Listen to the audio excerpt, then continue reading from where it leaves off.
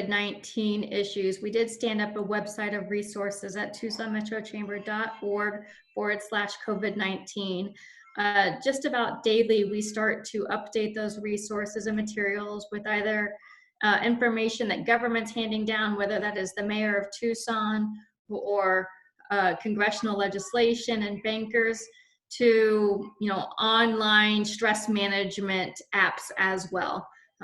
We have a part of it that is bilingual too, to really make sure to represent our full community of those different resources. And so that is certainly a website that we encourage folks to take advantage of. Admittedly, it is a bit overwhelming right now because we've all been bombarded with so much information, but something the Chamber really worked hard to is to validate the information as accurate and timely. So we'd like for you guys to still do that. Secondarily, we have stood up and partnered with Maricopa County. Over the last 18 months, we've been working hard at creating a platform to connect job seekers to employers.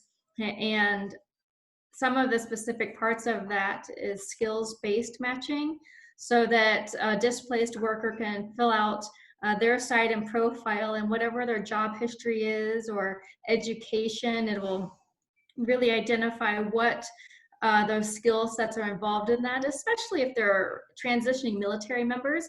They can insert their military occupational code, and it'll translate out what those skills are for employers, and then employers do the same on their side whenever they set up their open positions.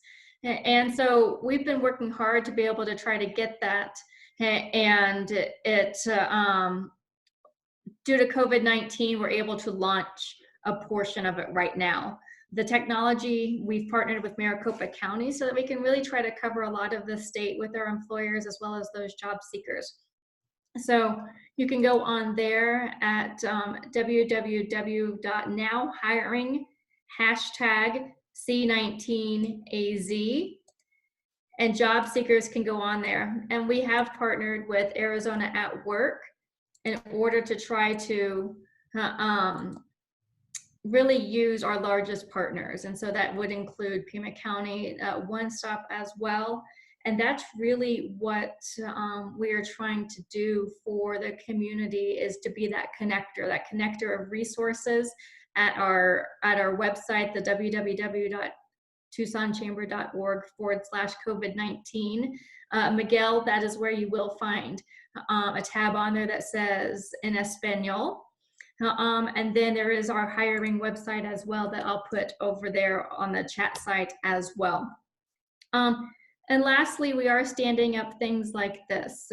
Every day at noon for members or non-members, we have a Knowledge at Noon. Anything from topics from One Stop to labor attorneys, to now we are really going to diversify. And next week we're going to have someone that's going to be one of our local chefs, how to cook a meal. We're going to have a bartender for our mixer next Friday, not Good Friday, but the following Friday. So that just to kind of change it up, we know that people are hungry for that personal connection. They want to relax during these really intense times. And this is all open to non-members as well. We want to be respectful to those that are really going through this difficult time. So you can go even on our events calendar and start getting some of that information. And that is, again, at our main website. Fantastic. And I appreciate that. And I enjoy looking at the updates and seeing so many opportunities for people to plug in. I think that's been critical, that our business community has a chance to connect and not feel isolated during this time. And then again, to take advantage of the resources that are available. So, so that's fantastic. And I know that, there are a lot of questions that continue to come up each day as this crisis continues to develop. And so we want to be a resource. I think all of our organizations are trying to create opportunities for people to connect and be a resource to guide them to some kind of answers or opportunities that would help them navigate this. So I appreciate that. And I'm going to actually turn to George Larson now and let him share a little bit from the perspective of the development community and talk a little bit about what's happening in the world of real estate and development. George, as a landlord, I know you have a perspective of what it's like to be talking to tenants on a daily basis. And so I want to know what you're seeing happening and how are these small businesses dealing with this crisis? George? Uh-oh. Something happened there. I don't know what happened, Barbara. I did hear what you started to say, so I'd be glad to try to chime in. You get back in whenever you figure out what happened to the last part of your voice. Our company is a development and holding company, real estate holding company. We have about 400 tenants, and we have well over 100 of them just in the last 3 weeks asking for rent relief. Big tenants and small tenants. As you've probably seen in the paper, the big tenants like P.F. Chang's and Cheesecake Factory are somewhat arrogantly saying, we're not going to pay rent for the next 90 days. A lot of our, what we call mom and pop, and we use that word affectionately because they're the small individual business owners that form the backbone of our economy here in Tucson, have been much easier to deal with, much more understanding that we're all in this together, such that they have asked for rent relief, but they have understood that there's got to be a way to repay that. And there is a way to repay it. When we get the requests, we look at them and we look at the history and what's going on with them. And when it seems reasonable, which it does for most of these businesses, particularly restaurants that are 100% closed, we are granting them full rent relief for 1, 2, or 3 months, really 2 or 3 months. In return, we're asking them to repay that sometime in 2021, usually amortized over 12 months starting in January of 2021, such that we get back to even when we think the economy may be in the recovery mode after 4 to 6 months of pretty severe recessionary climate here in the United States. So we've been doing that. We also have had to reach out to our lenders because while we are well capitalized, not many companies can pay their mortgages if their tenants aren't paying their rent. And we've had very good success and cooperation from local lenders. The national lenders, there's one group that's technical, and they're called Conduit Lenders. They're the ones who make loans and then break those loans up and sell them to individual investors all across the country or world. Those conduit lenders have no flexibility.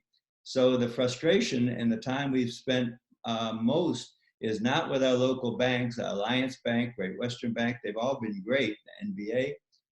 It's with the national lenders who claim they have no ability to change the terms.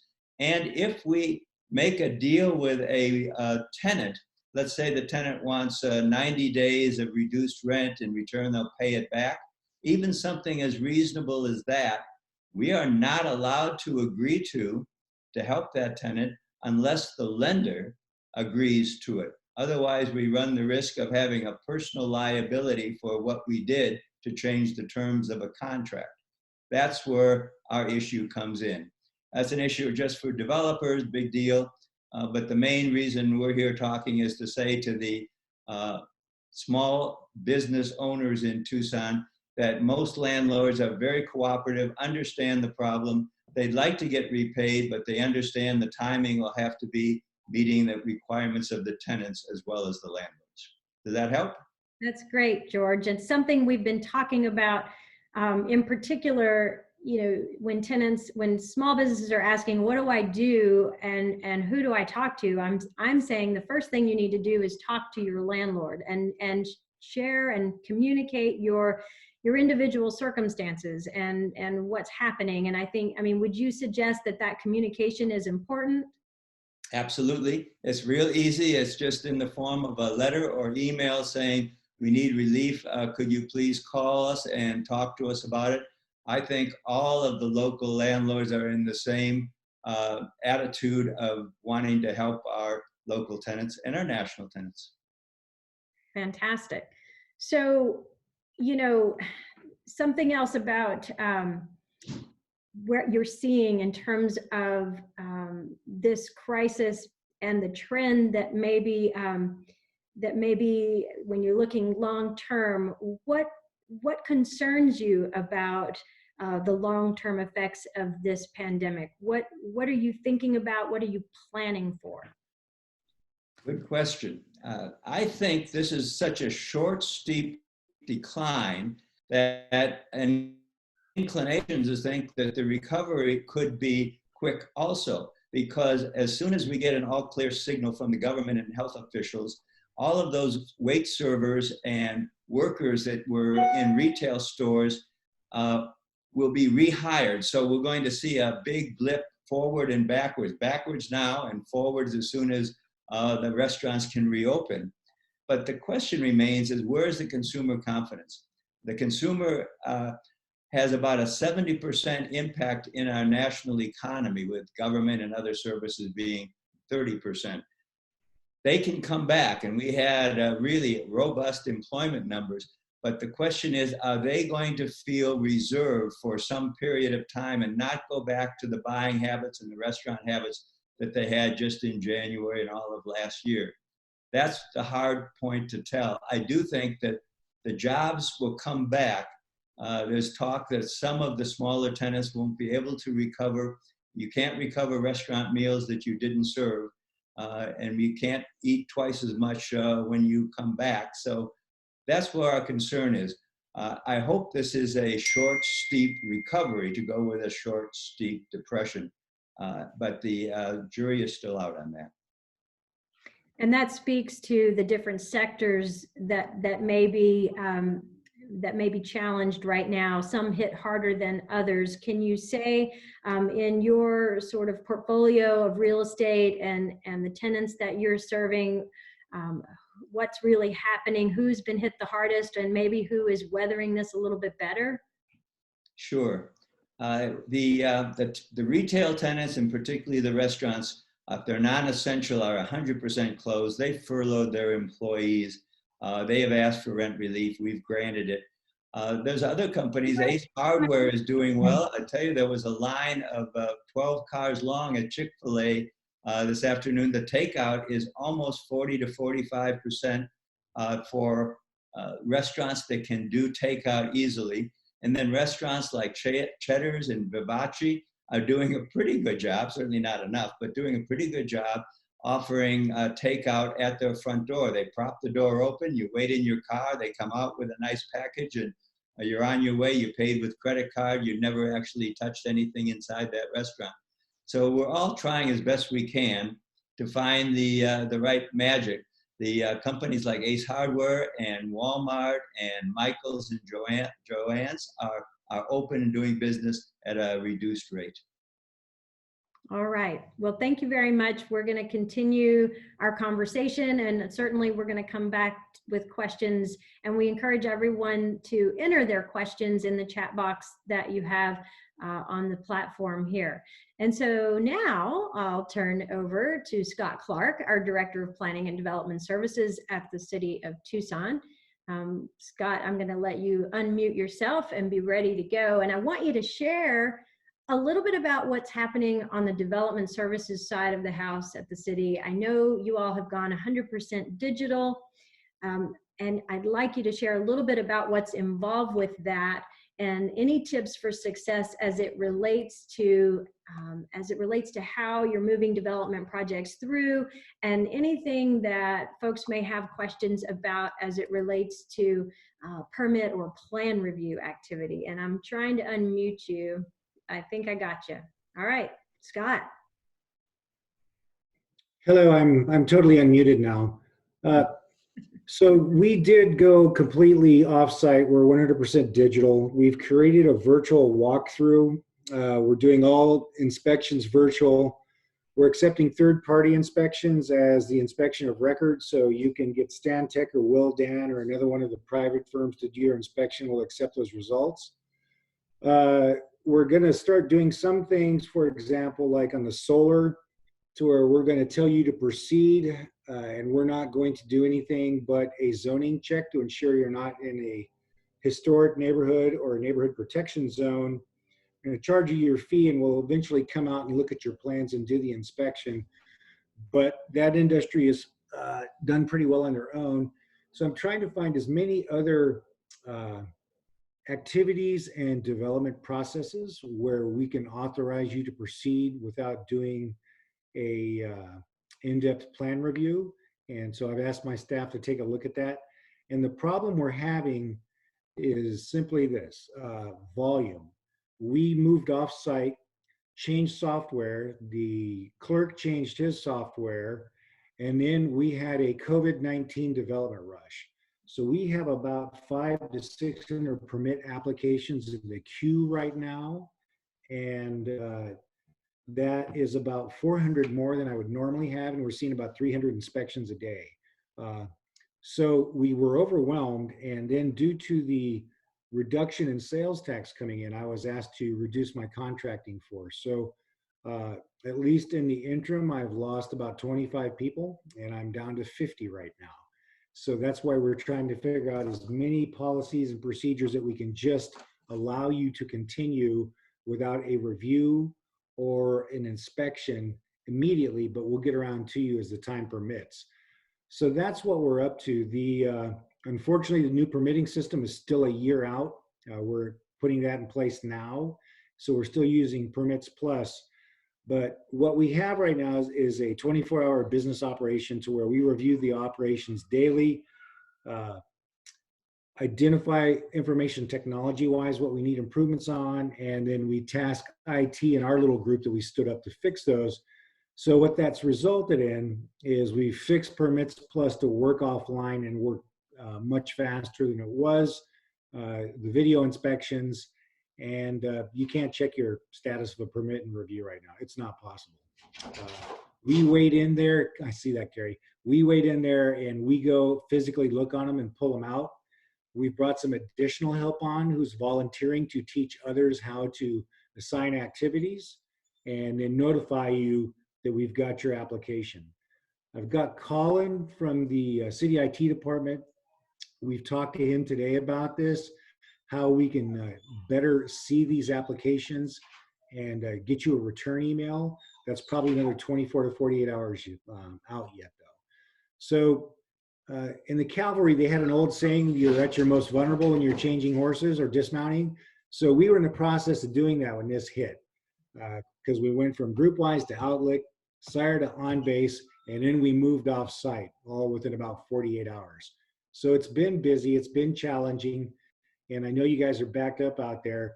The way we're triaging this right now is if you are an emergency, like electrical or gas reconnection, or you're a healthcare facility, we're dealing with those first. If we can find the simple stuff to clear it out of the queue, we are. So that's where we're at. Easy as possible. I appreciate that, and that it has been a huge transition. And again, what most people didn't know is that we were doing all these things ahead of this coming upon us, and so it's just sort of catapulted into this new reality. So question comes, how does an applicant check the status of a permit in review? Can you share? So if it's in the queue and hasn't had an activity number assigned to it, it won't be loaded up under Pro. Once we get it and we assign an activity, you can see where it's at in Pro and where it's at in the permit process. But what I want you to picture right now is those images you've been seeing at Costco and other grocery stores to where it wraps around the building. I have that digitally. And so we're trying to get through that as fast as we can. But I've had to stand down long-range planning, all the staff there, and move them over to input and plan review. So again, it's going to take us some time to work through this. And it's the priority projects we're after. Public health, life safety comes first, and we'll continue to refine the systems to where hopefully you can see that and you get the auto reply. One of the things that happened when we went from group-wise to Outlook is that auto reply you used to get, we've got your application, here's a number, that went away. So they're designing a program right now that will allow us to do that. Like I said, that's probably 24 to 48 hours out.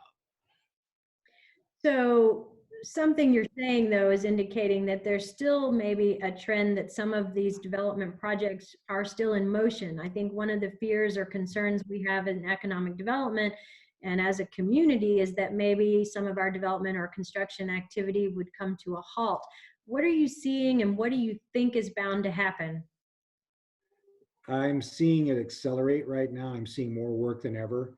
I believe what's happening in the field is developers and contractors are trying to get as much done as they can before anything else more dramatic happens, like in Spain and France where they've turned off construction.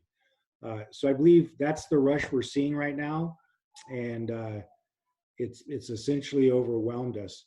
There was one other thing I wanted to add there.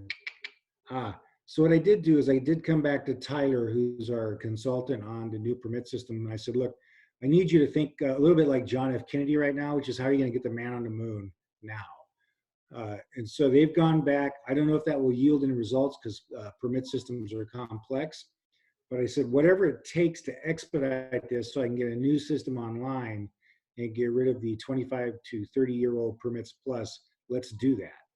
So everyone's being challenged to figure out new systems and new procedures, and then for the short term, what we can allow people to proceed with as fast as they can without endangering public health, life safety. Fantastic. And I can't help but think that maybe you're about to play us a song as I look at the guitar on your back wall. So, you know, you might be thinking about that. But what about there? Uh-oh, see, I'm sure that you had a solution. How about businesses that they may want to know about some temporary relief related to signs? I mean, I think about small businesses and how adaptive they're having to be and creative in their marketing and the sort of guerrilla marketing techniques that are going to be so important, especially for this restaurant, the food and beverage industry. What do you see in terms of planning and development support or help that you can give to small business in this unusual time we're in? So, of course, all our fees and codes are mayor and council adopted. So what we'll come back to them hopefully on the 14th or the 21st is some proposals on ways to either waive or reduce fees or forestall implementation of some things. So, and the way that we view this, or at least I do, is while development services charges development fees, those haven't been updated since 2010. And the original model that those fees were based on came from a cost of service model from 1995. So those fees are way under what it costs to run my department. And so then what actually runs PDSD and what runs the city? Well, it's sales tax. So it's probably going to be in the city's best interest to reduce or suspend some development fees in order to get the economic development going and get the sales tax generation restarted. So we'll be proposing one on impact fees that we find the optimum fee structure, which is some of those proposed impact fees went up dramatically. So see to hold that in place where we are right now. And some of the fees actually were reduced on the smaller units and smaller businesses. So bring those fees down with the new proposed structure, which is lower. So that is something we'll propose to mayor and council. I believe that hearing is on the 14th. And then what can we do for small businesses as far as suspending fees? Because the idea is to get people operational again, not paying development fees. So those are the ideas we have, at least on our side of the house. You and I have talked about the central business district, maybe expanding that, not just being downtown focused. Because what I'm seeing on the west side, like many of you are not the west side, but the east side, like what many of you are probably seeing in your neighborhoods, is some of these businesses are not going to reopen. You know, I see the businesses that are still trying to do takeout, the hardware stores are still running, but those businesses that weren't designed for takeout and didn't have a robust ability to switch over, I think they're done. So how do we get people turned on again? And it's not through increased fees. Okay. And so, yeah, expanding items like the central business district, not just to downtown, but farther out, I think that's going to be a good recovery tool. All right. So I'm going to go back to our panelists and also throw it open to the participants on the webinar. If you have questions, please feel free to shoot those over in the chat box. And I'm thinking, Amber, it would be great to hear from you with the finger on the pulse of the hundreds of businesses that are members of your chamber, but also just in the last few weeks, all the things that you've been doing to connect with even non-members. What are you seeing in terms of concerns? What are some of the trends and the challenging concerns or challenges that they're having right now? I think it's consistent across the board. It's two things. One is payroll and being able to manage it for cash flow issues. Second is having a child crying and throwing a fit and working from home and trying to manage it all. And the older brothers apparently beat them up. But the other is morale. And I think that that is something that we need to highlight. We have the government programs that are out there to really try to address the cash flow issues. An effort that I should have mentioned that the chamber is a part of is with Community Investment Corps and Local First Arizona, in which we are going to fundraise to be able to provide some small grants and then loans to really close that gap between those that may not qualify for some of the SBA loans or they need some immediate assistance. So we're trying to already address those. There's a lot of layered approaches, but morale has been the second largest concern. Is where is that light at the end of the tunnel? How do I get through this? And so that's really why we are trying to promote the message that we are, we are alone but together as part of it.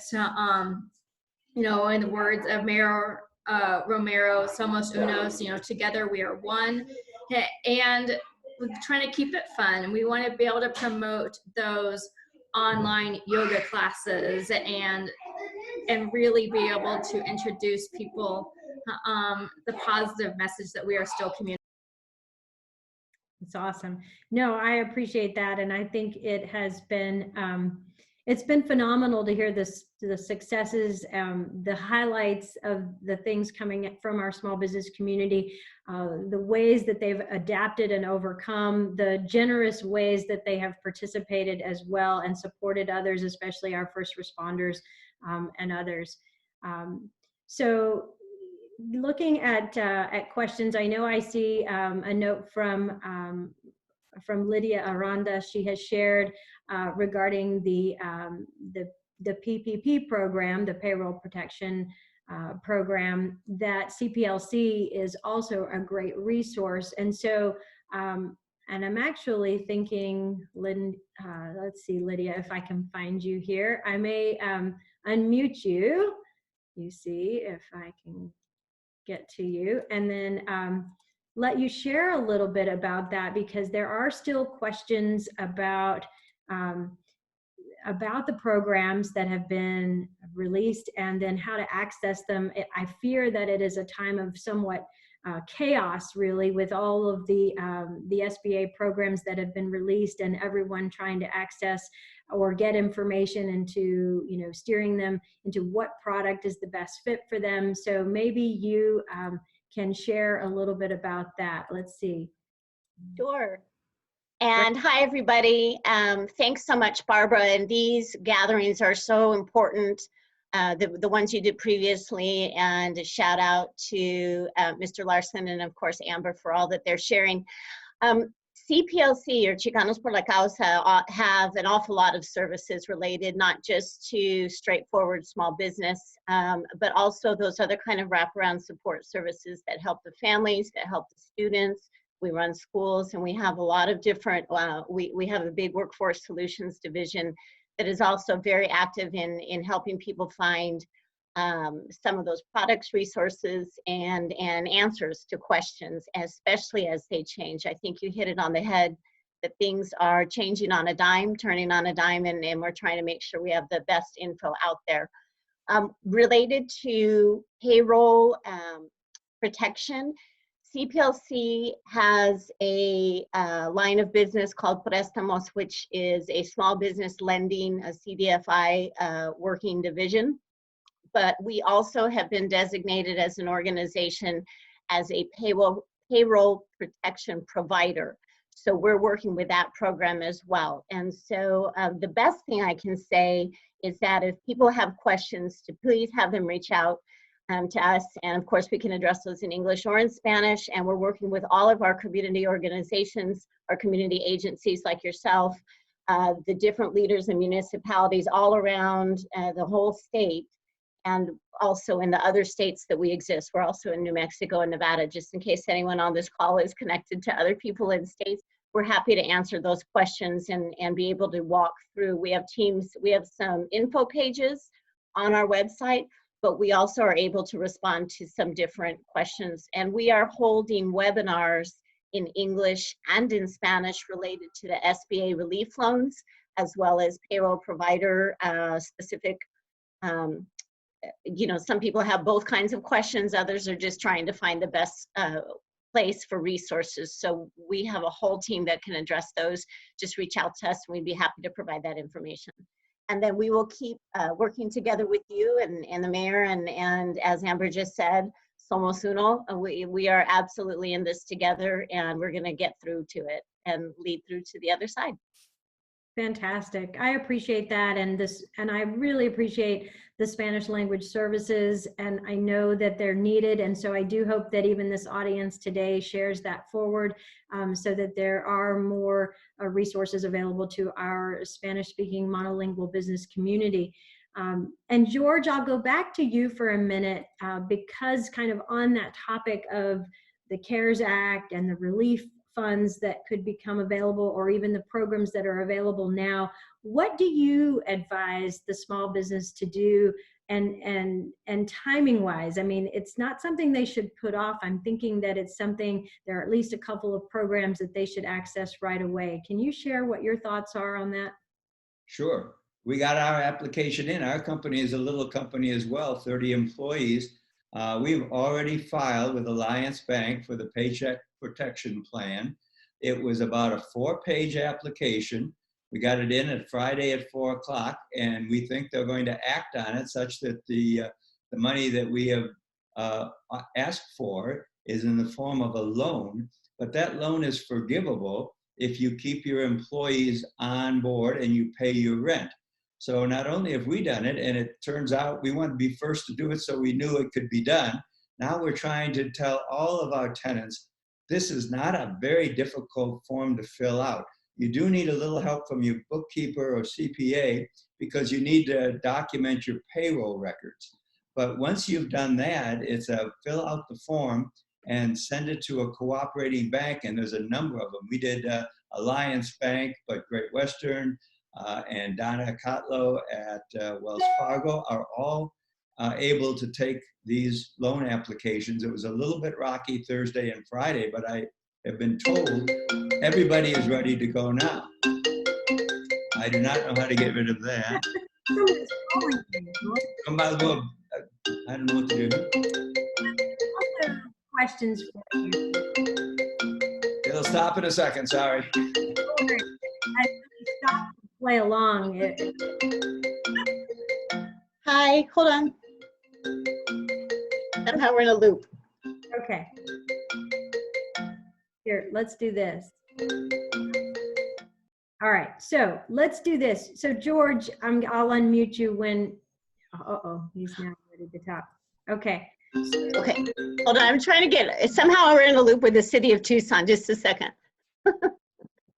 So what would be good, George, if you could talk a little bit too about what do you do in the case where your large lenders do not allow you to make agreements with your tenants? That's a question coming from the audience. So let me see if I can unmute you again. The answer is because the conduit lenders have a special servicer, and that special servicer wants to make money, not help the borrower, such that I don't know how it's going to work out. We have letters into them, and we said, look, lenders, you don't want to take this property back. If you tie our hands and tell us we can't make a deal with our tenants, the tenants go away, you're going to foreclose. What are you going to end up with? Something worth a lot less than if you let us take 25% off and pay back in a year.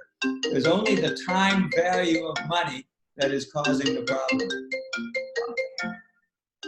Well, they're persistent. You've been helpful, I'm sure, on more than one occasion, and so they're trying to reach you. But I'm hearing, again, the difficulty that businesses are having as well with the banks no longer accepting applications. I know that they tend to do business with their current loan customers, so these are concerns that have been voiced. So hopefully we're able to give you some other alternatives. And I think that's what, like Lydia said, a variety of our organizations trying to refer you to other options, other lenders in our community. Some of those have been on our webinars in the past. So do reach out to us if you have questions or you're having trouble with your own banks. That's what my recommendation is, that feel free to contact us and we'll try to give you some new options. So going back to, so now I'm laughing at Scott Clark's responses about him trying to answer the phone. So that's funny. But other questions that might be, that you might have, please make sure to go ahead and send those in the chat box. Amber, if we go back to you and you share a little bit about maybe what's next on the horizon, what are some upcoming things that you all will be doing or offering for people as they navigate through the next few weeks? Really, we are trying to help companies best understand how to be more efficient. We especially know that hiring consultants such as accountants and attorneys is expensive.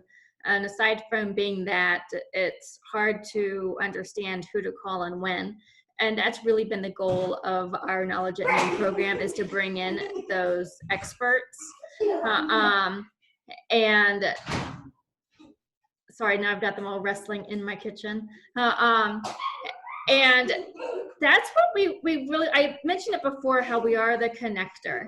And we have called every single one of our members, and we continue to follow up to say, what can we do for you? What do you need?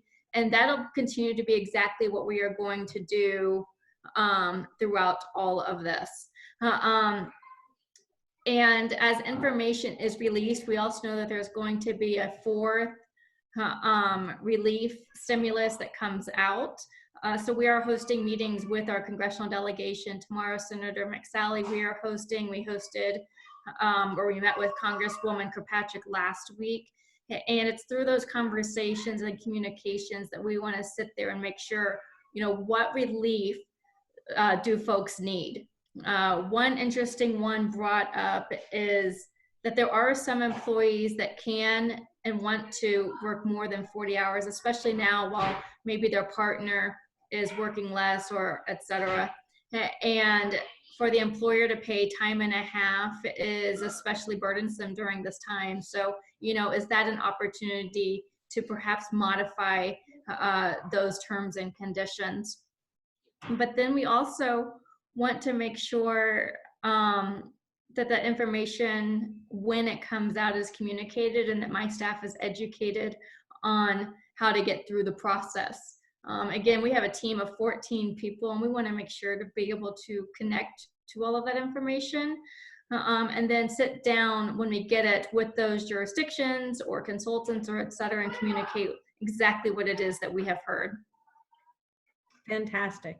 So when we first started and looked at the chat box in the very start of our meeting together, Krista McGarvey with the Arizona Commerce Authority had mentioned that they are working very diligently and bringing webinars to folks, and they had their first one last week, and there is another one tomorrow afternoon. And she did, if you go back up and scroll to the top of that chat box, you'll see the link there. Tomorrow at 2 p.m.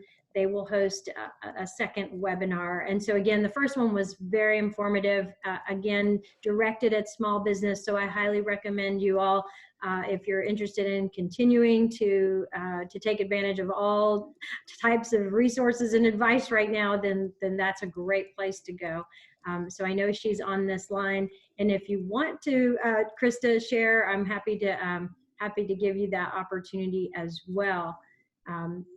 So in the meantime, I know that, Scott, we're going back to you and talking about the changes in technology and how you're utilizing that, but what an adjustment it has been. Do you want to share anything that would make it easier for you all as you move through the next week or two? What can people do that make it easier on you and your team? Well, I don't know if it's people making it easier on us, but I think this would be a great time for a public-private academic partnership to look at technologies that would allow us to accept, expedite, and review and inspect projects. Right now, we have a commercial vendor. We're updating the permit system through Tyler. That's great. That's your typical process. But so here we are with COVID-19. Depending on when we hit our peak, that might be 2 or 3 weeks before things are very, very serious. And in how long does it take to recover? I know George was hearing that he believes it might be a fairly quick recovery. I hope so. But conversely, they're expecting this thing to show back up in the fall. So it would be nice to get some kind of partnership to say, how do we get there technologically? Because the video inspections are working great for us. So how do we come up with systems that are like video inspections that accept and automate permit acceptance, to the greater degree prioritize these things and allow them to get us in plan review quicker, and then allow for us to at least get the reviews going. We've done a lot already with our local vendors as far as contracting out, but this is one of those times when where can you bring people together with ideas to get things quickly implemented? And I don't have a smart answer for that, so I'm looking for partners. That's awesome. Jane was asking, are the development fees that are being considered apply to properties under development currently? What would you say to that? No, only because we haven't even talked about that. I mean, I think everything's worth discussing at this point. You're in a national global crisis. So the reality is that it's not so much development fees don't drive the city, sales tax do. So the sooner you can get the sales tax machine generated, the sooner the parks come open, the better police protection, better fire, better streets, all that kind of good stuff. So I imagine the council will be willing to entertain any number of discussions. I appreciate your openness, and actually our participants are amazing today.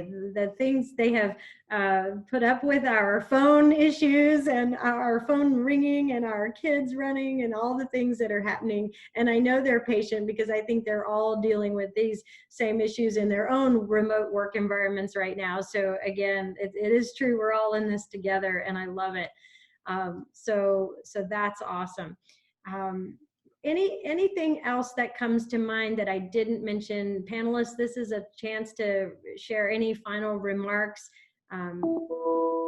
George, Scott, anything else that you want to share that we didn't touch on? You did ask how you can help us. So if you do write into us on PDSD inquiries or you submit an application, don't write right back to us and don't resubmit, because what happens is my development queue goes from 500 to 700 and a third of them are redos. Somebody has to wade through all that right now. That's where I'm looking for the technological fixes. How do we not do this the way it's always been done as rapidly as possible? No, that's a great point. So again, to clarify, send your information once it's getting in, and so it'll be in the queue, and you'll be able to respond to those as quickly as you can. So I appreciate that.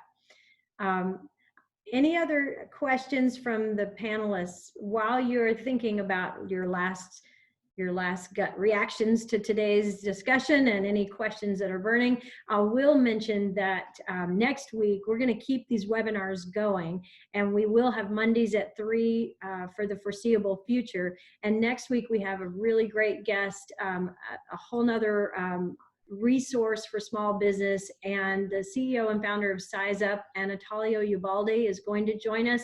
He's also co-founder of GIS Planning. He really is all things economic development when it comes to the digital means of assisting business. His work has been featured on a myriad of publications, including Wall Street Journal, Forbes, Bloomberg, Business Week, MSNBC, the New York Times, you name it. And he goes all around the world and speaks on these topics. And he's brought so many great solutions for small business, one of which we have on connecttucson.com, and it's called Size Up.